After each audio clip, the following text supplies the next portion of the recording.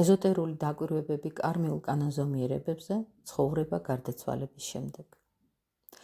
3 ლექცია წაკითხული პარიზში 1924 წელი. ლექცია პირველი. უკანასკნელად, როდესაც დორნახში ჯერ ისევ იდგა ჩვენი გოეთეანუმი, მე ვესაუბრე ზოგიერთ თქვენთაგანს და მახსოვს, რაოდენი კმაყოფილება მომანიჭა ფრანგ მეგობრებთან საუბრის ამ შესაძლებლობამ. დღეს ეს გრძნობა კვლავ განმეახლდა. ჩვენი ფრანგი მეგობრების ინიციატივით შესაძლებლობა მეძლევა ვილაპარაკო ჩვენს ანთროპოსოფიულ საკითხებზე. ანთროპოსოფიულ მოძრაობაში დამეთანხმებით რაღაც შეიცვალა იმის წყალობით, რომ ჩვენ შედარებით მოკლე ხანში იმ ავბედითი მოვლენიდან, გოეთეანუმის ხანძრიდან, ანთროპოსოფოს მეგობართა დიდი თანადგომით შევძელით ჩაგვეტარებინა საშობაო კონფერენცია, რომელმაც ჩემი ღრმა რწმენით ახალი იმპულსი შესძინა ანთროპოსოფიულ მოძრაობას. განსაკუთრებით ანთროპოსოფიული მუშაობის შინაარსის თვალსაზრისით. ანთროპოსოფიული მუშაობის ეს სიახლე გამოიხატა აგრეთვე იმაშიც, რომ ახლა მე თავად უნდა მიმეღო პრეზიდენტის პოსტი, რომელიც აქამდე სხვას ეკავა. მე კი მხოლოდ მასწავლებლის როლში გამოვდიოდი. ჩემო ძვირფასო მეგობრებო, ეს გადაწყვეტილება განსაკუთრებით მნიშვნელოვანი იყო ასევე სულიერი ზეგრძნობადი სამყაროს მიმართებითაც და აი რატომ. მე უნდა გადამედგა რისკიანი ნაბიჯი. რისკიანი იმდენად, რამდენადაც ჩემს მიერ გარე ხელმძღვანელობის მიღებას შესაძლოა მოჰყოლოდა ის, რომ სულიერ არსებათა გამოცხადებები შემცირებულიყო, არადა სულიერ არსებათა გამოცხადებებზეა მთლიანად დამოკიდებული. ჩვენ ვართ მათზე დამოკიდებული, როდესაც საქმე ეხება ანთროპოსოფიის გავრცელებას. მაშ იყო რისკი იმის, რომ შემცირებულიყო სულიერ არსებათა გამოცხადებები. თუ კი ანთროპოსოფიული საზოგადოების გარეგნულ მმართველობას ვითავებდი, მაგრამ დღეს თამამად შემიძლია განაცხადო მეტად მნიშვნელოვანი ფაქტი, რომ ეს არ მოხდა და პირიქით. საშობაო კონფერენციის შემდეგ უდავოდ გაიზარდა ის სულიერი იმპულსი, რომელიც სპირიტუალური სამყაროებიდან უნდა გარდა მოგვევლინოს. ასე რომ ჩვენს ანთროპოსოფიულ მოძრაობას საშობაო კონფერენციის შემდეგ შესაძლებლობა მიეცა უფრო მეტად ეზოტერული გამხდარიყო და ეს ტენდენცია კვლავაც ღრმავდება. ამასთან კავშირშია ისიც, რომ უაღრესად ძლიერი, ტრულად განწყობილი ხელმწიფებანი, ხედველობაში მაქვს სულიერი ასპექტი, დემონური ხელმწიფებანი უდევენ ანთროპოსოფიულ მოძრაობას. მაგრამ ეჯგარეშია არსებობს იმედიც, რომ ძალები იმ კავშირისა, ჩვენ რომ საშობაო კონფერენციის მეშვეობით დავამყარეთ კეთილ სულიერ ხელმწიფებებთან, მომავალში დაამარცხებენ სულიერი სფეროს მტრულად განწყობილ ძალებს, რომლებიც დედამიწაზე საკუთარი მიზნების მისაღწევად ადამიანებს იყენებენ. ამ 3 ლექციაში, ჩემო ძვირფასო მეგობრებო, მე მინდა ვთქვა ის, რომ ანთროპოსოფიამ ერთი მხრივ შეიძლება იარსებობს როგორც სულიერის შემეცნებამ სამყაროსა და ადამიანში. თანაც ისეთმა შემეცნებამ, რომლიდანაც შესაძლებელია რეალური შინაგანი მშვენიერი იმპულსის მიღება, მორალური და რელიგიური ცხოვრებისთვის. ამის წყალობით, ანუ ისეთი შემეცნების დაუფლების წყალობით, რომელიც ერთდროულად რელიგიურ და მორალურ იმპულსებს იძლევა, ანთროპოსოფიას ბოლო საუკუნეების ცივილიზაციისგან განსხვავებით ხელეწიფება კაცობრიობას შესძინოს სხვა, ახალი რაღაც. ამ ცივილიზაციის მანკიერებაც ხომ სწორედ ის იყო, რომ ბუნებისმეტყველების, ეკონომიკის, ფილოსოფიის სფეროების გრანდიოზულ მიღწევათა შემეცნებაში ადამიანის მარტოოდენ თავი მონაწილეობდა. მორალური, რელიგიური იმპულსები, როგორც ერთგვარი რელიგიურ-მორალური იდეები, გულიდან, სამშვენველიდან უნდა ამოიზარდოს. მაგრამ საკითხავია, არის კი ამ მორალურ იდეალებში ის ძალა, რომელიც აღძრავს მორალურ და რელიგიურ შეგრძნებებს იმ სამყაროებისა, მომავალს რომ განაცხადებენ მაშინ, როდესაც ჩვენი ამჟამინდელი ფიზიკური სამყარო დაიღუპება. ახალი დროების მეცნიერება ამაზე ვერაფერს ვპასუხობს. მაგრამ სწორედ აქედან წარმოდინდა ის უდიდესი ეჭვები, რომელთაც მოიცვეს როგორც განვლილი, ისე თანამედროვე ეპოქა. დღეს მე პირველ რიგში სურს განვიხილო ადამიანის არსება მის სამ ასპექტში. ჩვენი ბედით ადამიანის ამ არსების წიაღ ვიმყოფებით დაბადებასა და გარდაცვალებას შორის. ის, რაზეც ჩვენ დაკვირვება ძალგვით ერთის მხრივ შეზღუდულია დაბადებით, უფრო სწორად ჩასახვით, მეორეს მხრივ სიკვდილით. დაბადება და სიკვდილი. ანუ სიცოცხლის დაწყება და დამთავრება არ არის სიცოცხლე. საკითხავია შესაძლოა თუ არა ჩვენს საკუთარ ცხოვრებაში ან საერთოდ ადამიანთა ცხოვრებაში დამკვიდრებული კვლევის ხერხებით განვიხილოთ დაბადება და სიკვდილი, თუ თავად ეს ხერხი უნდა შეიცვალოს, როდესაც ვადგებით ამ საზღვრებს, დაბადების და სიკვდილის საზღვრებს. მოდით თავდაპირველად ავიღოთ სიკვდილის ასპექტი, ყველაზე თვალსაჩინოდ რომ ზღუდავს ადამიანის სიცოცხლეს.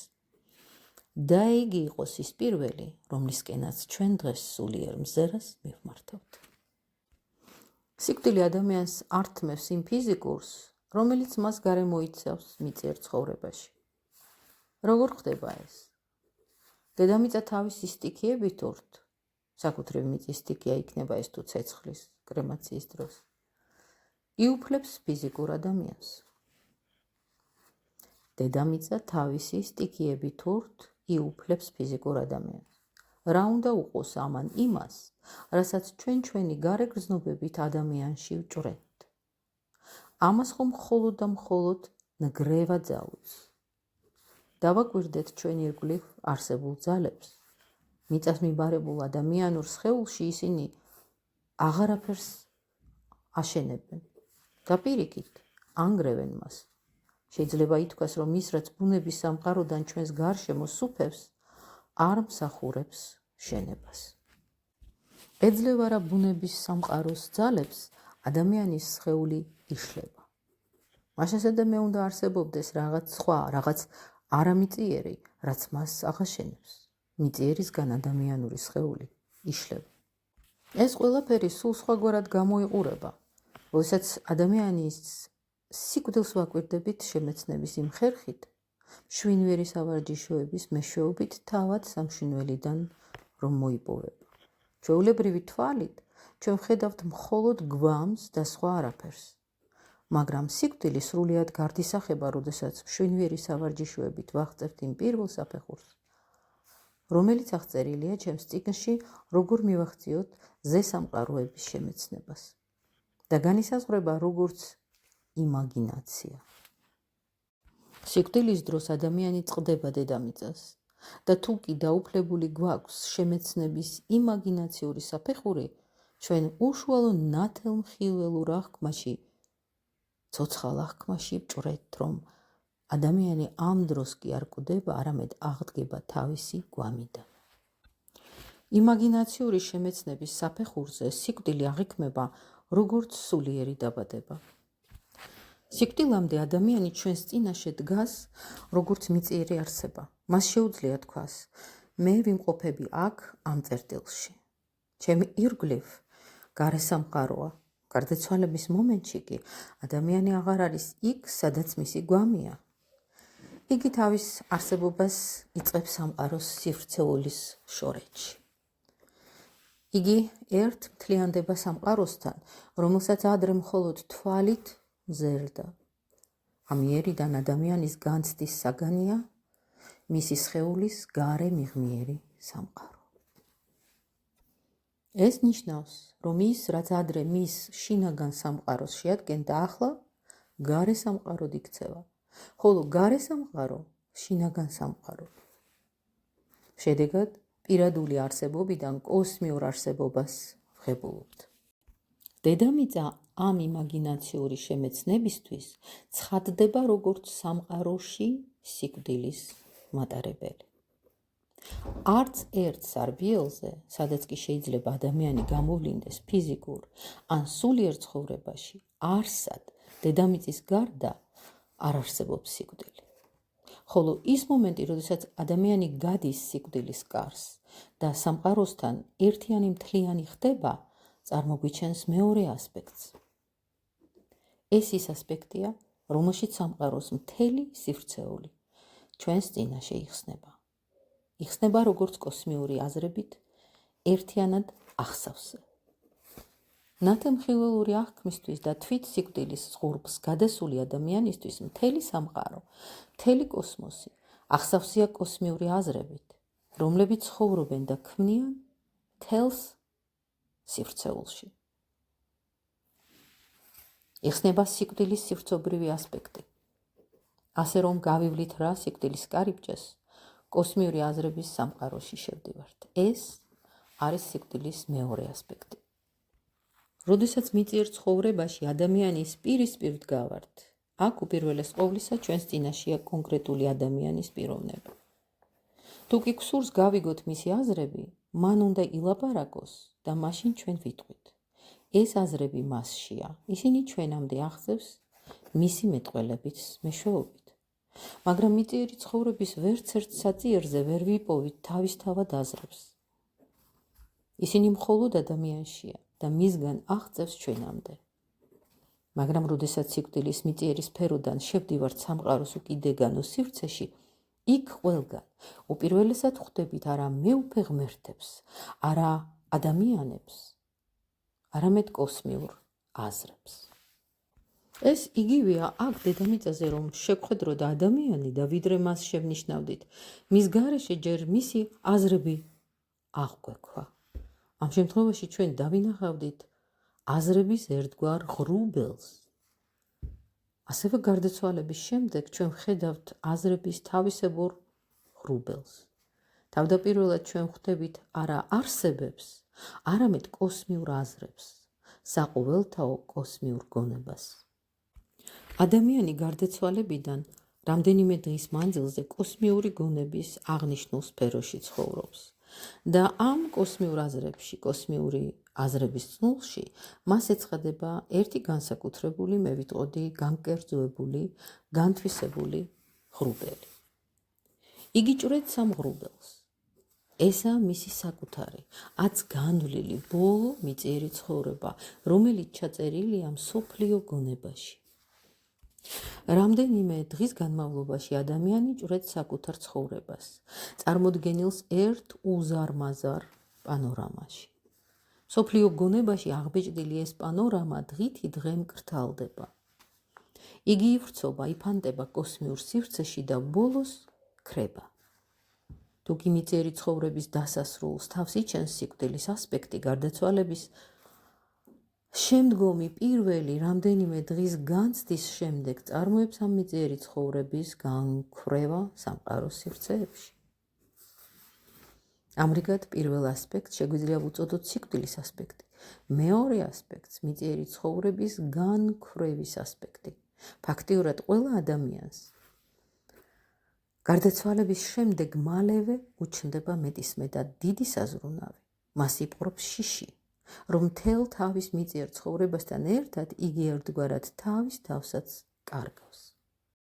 რათა უკვე გავერკვიოთ გარდაცვლილი ადამიანის შემდგომ განცდებში, საჭიროა შემეცნების მეორე საფეხურზე, ინსპირაციული შემეცნების საფეხურზე ასვლა.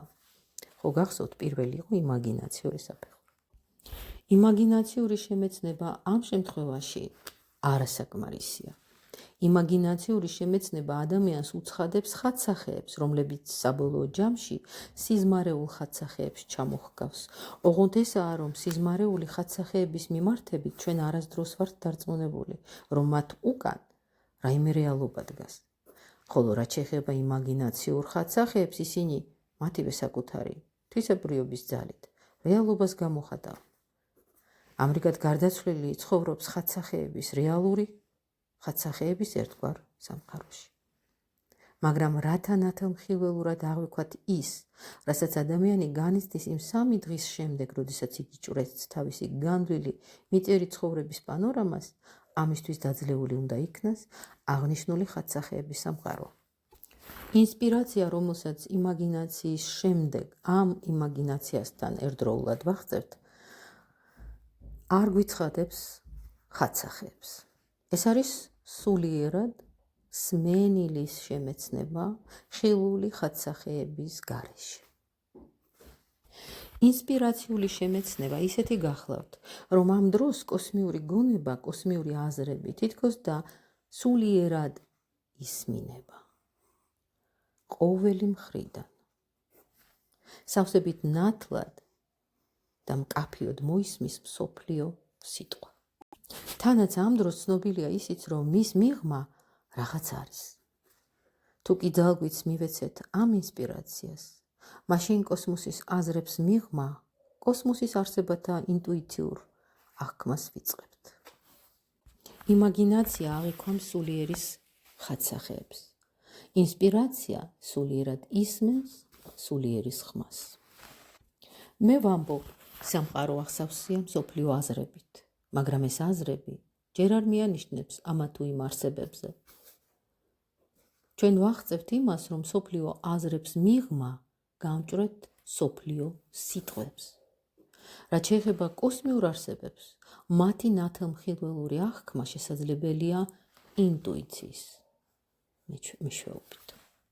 მაშასადამე პირველი ასპექტია სიკვდილის ასპექტი, მიწიერი ასპექტი. მეორე ასპექტი, რომელსაც სამყაროს სივრცეულის შორეთში გავყავართ და რომელსაც ჩვენ, როგორც მიწიერი ადამიანები, უმეცრად ვმზერთ, არის მიწიერი ადამიანის გაქრობის ასპექტი. მესამე ასპექტი გვაძლევს იმას, რასაც გვიზღუდავს სამყაროს სივრცე. ეს ასევე ეხება ნათელმხილველურ მზერასაც. მესამე ასპექტია ციურ მნათობთა ასპექტი. ოღონდ ეს ის მნათობები როდია, რომელთაც ფიზიკურად ვხედავთ. ფიზიკური თვალისთვის ციური მნათობები არის სივრცეულის ზღვარზე მოციმციმე მანათობელი წერტილები.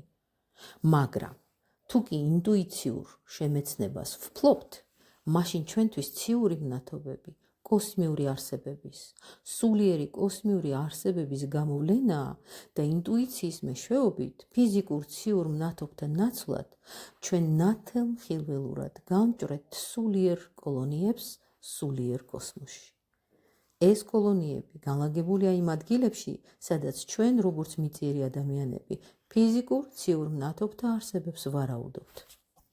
ამრიგად, როდესაც ჩვენ უკვე შევიმეცნეთ სიკვდილი, ხოლო შემდეგ შევიმეცნეთ კოსმიური გონება მსოფლიო სივრცეულში, მესამე ასპექტი შეგვიწყება კოსმიურ სულიერ არსებათა და ამდენად ციურ მნათობთა სფეროებში.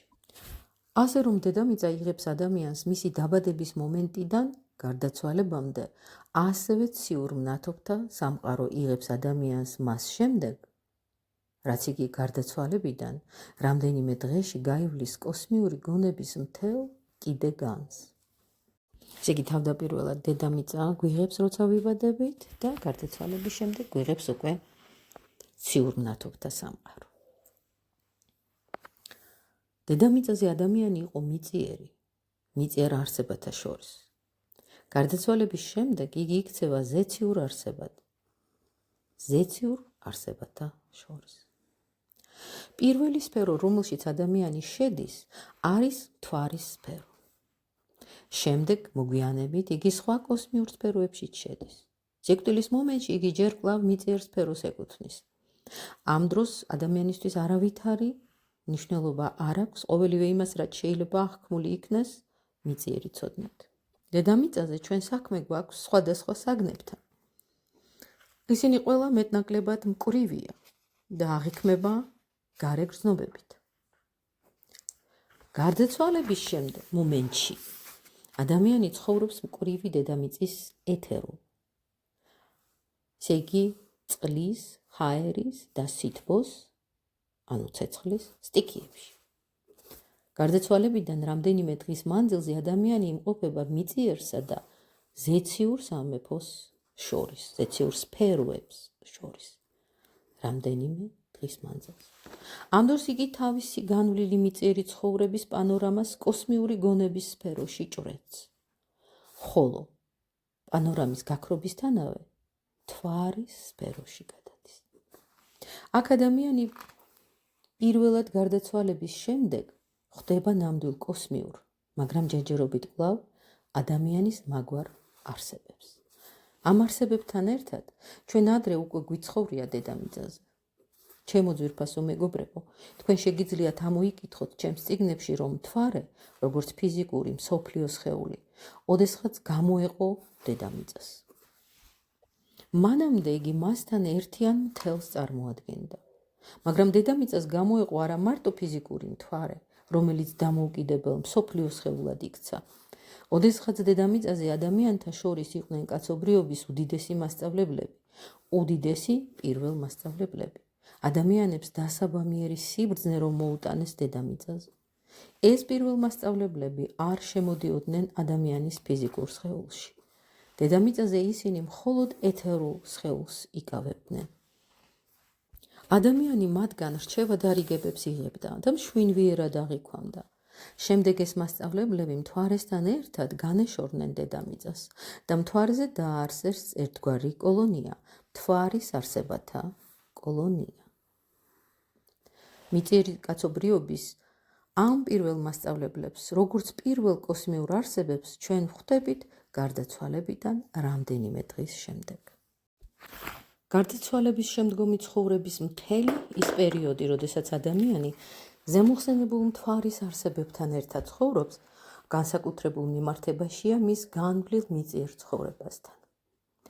ადამიანის გარდაცვალების შემდგომი ცხოვრების მიმართებით შესაძლოა არსებობდეს ასეთი ვარაუდი, რომ ეს ცხოვრება ბევრად უფრო ხანმოკლეა და ნაკლებად კონცენტრირებული, ვიდრე მიწიერი ცხოვრება და რომ ადამიანი ამ დროს მიწიერი ცხოვრებისგან განსხვავებულ, ასე ვთქვათ, უფრო ჰაეროვან არსებობას ეწევა. მაგრამ ეს ასე არ გახავთ. ზეგრძნობადი შემეცნებით აღქმული გარდაცვალების შემდგომი ცხოვრება აცხადყოფს, რომ ხანგრძლივი დროის განმავლობაში ადამიანი ცხოვრობს ისეთი ცხოვრებით, რომელიც გაცილებით უფრო რეალურად ზემოქმედებს მასზე, ვიდრე მწიერი ცხოვრება. ამასთან შედარებით მიწიერი ცხოვრება ზმანებაა და რეალურობის თვალსაზრისით ბევრად ნაკლული. ჩვეულებრივ ეს პერიოდი მიწიერი ცხოვრების 1/3 ტოლია. თუმცა სხვადასხვა ადამიანებს იგი განსხვავებული დროით ეძლევა. რაც განიცდის ამ დროს ადამიანი? ფაქტიურად ადამიანი ილუზიაშია, როდესაც დედამიწაზე ცხოვრებისას ამ მიწიერი ცხოვრების მოგონებებს ეძლევა. რადგან ამ დროს იგი მხოლოდ დღის ცხოვრებას აღიქვამს და სრულიად ვერ ამჩნევს, ვერ აცნობიერებს იმას, რასაც სულიერად, ზეგრძნობიერად განიცდის ღამის ძილის დროს. ცხოვრებაში ადამიანი, თუ კი იგი ძილის გუდ არ არის, ძილს ანდომებს თავისი ცხოვრების 1/3-ს და სწორედ ამ ძილის ცხოვრებას მზერს იგი უკუსვლით. ამას განიცდის იგი გარდაცვალების შემდეგ მთვარის არსებებთან ერთად, თანაც სავსებით ცნობიერად. ამ განცდას განაპირობებს ის, რომ ამ დროს კაცობრიობის ზემოხსენებული პირველ მასწავლებლები თავის ყოფიერებას ღვრიან მასში. დიახ, ისინი ამ პერიოდში ჩვენთან ერთად ცხოვრობენ. და ის ღამეები, რომლებიც დედამიწაზე არაცნობიერად გვაქვს გატარებული, ახლა გაცილებით უფრო ცხადლივ განიცდება, ვიდრე მიწიერი ცხოვრება. ნებამიბოძეზე მოთქმული ერთი მაგალითით დაგიდასტუროთ. ვფიქრობ, ზოგიერთებს საკითხული გაქვთ ჩემი თუნდაც ერთი დრამა მისტერია და გახსოვთ, რომ სხვა პერსონაჟებთან ერთად მასში ფიგურირებს ვინმე შტრადერი. ეს შტრადერი გახლავთ ერთი რეალური აც გარდაცვლილი პიროვნების მხატვრული სახე. მაგრამ როდესაც დრამა მისტერიებს წერდი, იგი ცოცხალი იყო. მე არ მიფიქრია ამ ადამიანის მიწიერი ცხოვრების აღწერა, უბრალოდ იგი საფუძვლად დაედო შტრადერის სახეს. ჩემთვის ეს ადამიანი იყო მეტად საინტერესო, რადგან სიღარიბეში გაზრდილი იგი ჯერ მღვდლად ეკურთხა, ხოლო შემდეგ ანაფორა გაიძრო და გარკვეული რაციონალური მიმართულების ელიტარული მეცნიერი გახდა. მეტად საინტერესო იყო ამ ადამიანის მშვენიერი ბატალიები. მე თვალს ვადევნებდი მათ, რათა სულიერად გამეცნობიერებინა ისინი. მისი მიწიერი ცხოვრების შემსწრემ დავწერე 4 მისტერია, ხოლო როდესაც იგი გარდაიცვალა, ჩემი მისდამი ინტერესიდან გამომდინარე, მე შევძელი თვალი მედევნებინა მისი გარდაცვალების შემდგომი ცხოვრებისთვის მთვარის სფეროში. იგი დღესაც იქ იმყოფება. მაგრამ მოხდა ისე, რომ იმ მომენტიდან, რაც ეს პიროვნება, ეს ინდივიდუალობა წარმოსდგა ჩემს წინაშე თავისი გარდაცვალების შემდგომი ცხოვრების იმ ინტენსიური რეალობით, რაც საერთოდ ამ დროს მოქმედებს, ჩემი ინტერესი მისი მიწიერი ცხოვრებისადმი სრულიად გაუფერულდა. სიტყვა რომ არ გავაგრძელო, ჩემი ასეთი ცხოველი ინტერესი ამ ინდივიდუალობის გარდაცვალების შემდგომი არსებობისადმი გახდა მიზეზი იმისა, რომ მეოთხე დრამა მისტერიაში მე დასასრულისკენ წარმართე მისი მიწიერი ცხოვრება. რადგანაც როგორც მოგახსენეთ, იგი უკვე აღარ მიზიდავდა, როგორც მიწიერი ადამიანი. მიიღეთ ეს მაგალითი მტკიცებად იმისა, რომ გარდაცვალების შემდგომ ცხოვრებას, შვენვიერის თვალსაზრისით, ადამიანი გაცილებით უფრო ინტენსიურად, უფრო სუბსტანციურად, უფრო რეალურად განიცდის, ვიდრე მიწიერ ცხოვრებას, რომელიც გარდაცვალების შემდგომ ცხოვრებასთან შედარებით არა გახლავთ რა ზმანების გარდა. ჩვენთვის მთავარი დასაგულისხმოა ის, რომ ადამიანი გარდაცვალების შემდეგ უდიდეს სამყაროში, კოსმოსში ცხოვრობს და ავლენს თავის თავს. იგი კოსმოსს უკვე როგორც საკუთარ სხეულს ისე შეიგრძნობს. ამასთანავე იგი თავის თავში მორალურად გრძნობს იმას, რაც მისი მიწიერი ცხოვრების დროს მის გარეთ იყო, ხოლო რაც იყო მასში, ამიერიდან მის გარეთაა. ადამიანი მას საკუთარი არსების გარეთ შეიგრძნობს. ავიღოთ ერთი ტრივიალური მაგალითი.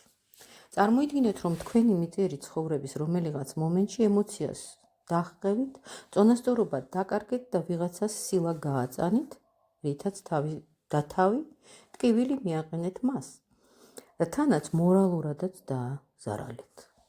გარდაცვალების შემდეგ მთვარის სფეროში, მთვარის ზემოხსენებულ ინდივიდუალობაზე გავლენით, თქვენ განიცდით არა იმას, რაც განიცადეთ მაშინ, როდესაც მიწიერი ცხოვრების განსაზღვრულ მომენტში ცხელგულზე ვიღაცას გაარტყით და ამ დროს ვინძლოში ნაგანი კმაყოფილებაც იგრძენით და გულსაც არ გაგკარებიათ იმ მეორე ადამიანის ტკივილი.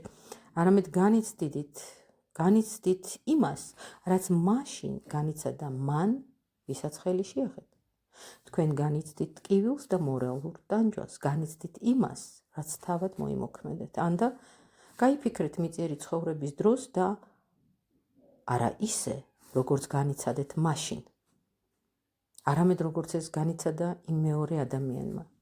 აი, ასეთნაირად განიცდის ადამიანი გარდაცვალების შემდეგ თავისი მიწიერი ცხოვრების 1/3 დროის მანძილზე იმას, რაც უფიქრია თუ უკეთებია დედამიწაზე ცხოვრებისას და ეს ყველაფერი ხდება უკუსვლით ბოლოდან დასაწყისისკენ. ხოლო მთვარის ის არსებები, რომელთა შესახებაც მოგახსენეთ, ამას ყოველივეს ინტენსიურ რეალობაში წარმოაჩენენ. ასე მაგალითად, როდესაც მე თანაგანვიცდიდი გარდაცვლილი შტრადერის ცხოვრებას, უპირველეს ყოვლისა განვიცდიდი იმას, რაც მან განიცადა თავისი ცხოვრების ბოლოს. იგი 1912 წელს გარდაიცვალა. შემდეგ უფრო ადრინდელ პერიოდს და ასე შემდეგ. ამავე წესრიგით. ამჟამად, როდესაც შტრადერი ჩემი სამშვენიერის წინაშე ცხადდება, მე ვიცი, რომ იგი მთვარის სფეროშია და 1975 წელს განიცდის.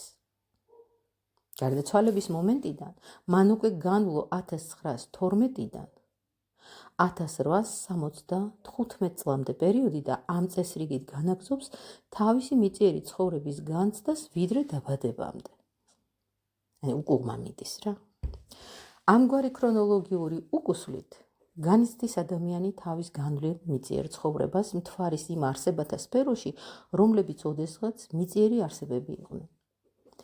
ეს ცხოვრება წარმოშობს პირველ ჩანასახს იმისა, რაც როგორც კარმა შემდგომ მიწიერ ცხოვრებაში განხორციელდება.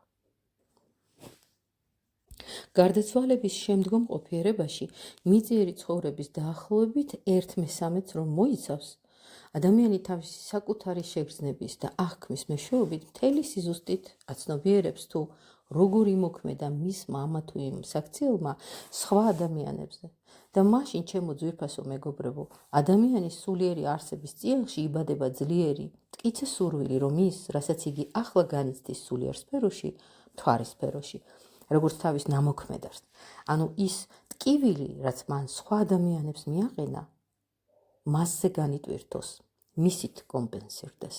მთვარის პერიოდის მიწურულს იბადება ადამიანის გადაწყვეტილება. განახორციელოს საკუთარი ბედი თავისი მიწიერი ქმედებების, მიწიერი აზრების შესაბამისად. როდესაც ადამიანი თამამად და გაბედულად იღებს ამ გადაწყვეტილებას, მომდინარეს მთელი მისი მიწიერი ცხოვრების, გარდაცვალების შემდგომი განცდიდან, მაშინ იგი უკვე მზადაა იმისთვის, რათა იგი მიიღოს შემდეგმა სფერომ, მერკურის სფერომ და იგი მერკურის სფეროში გადადის. აქ, ამას შემდეგ ლექციაში განვიხილავთ, აქ იმ ზემმიწიერი არსებების სფეროში, რომლებიც არასდროს ყოფილან მიწიერი არსებები, ადამიანი საკუთარი თავიდან გამომდინარე, თავის თავზე დაკვირვებით თავად იკვლევს, თუ როგორ უნდა წარმოქმნას შემდგომში თავისი ბედი. ჩვენც კვალდაკვალ გავყვეთ და თვალი გავადევნოთ მის გზას, მერკურის, ვენერას, მზის სფეროების გამჭოლ, რათა გავიგოთ, რას აკეთებს, რას განიცდის ადამიანი მიწიერ ცხოვრებაში ჩადენილიდან თუ ნამოქმედარიდან გამომდინარე, გარდაცვალებიდან ხელახალ დაბადებამდე. რამე თუ ადამიანის ცხოვრება ერთიან ჯამში არის მიწიერი არსებობა დაბადებიდან გარდაცვალებამდე, შემდეგ კი ზეციური სულიერი არსებობა გარდაცვალებიდან დაბადებამდე. აი ეს არის აქედან ყალიბდება მისი ცხოვრება მთლიანობაში. თუ როგორ, ამაზე შემდეგ ლექციებში ვილაპარაკებთ.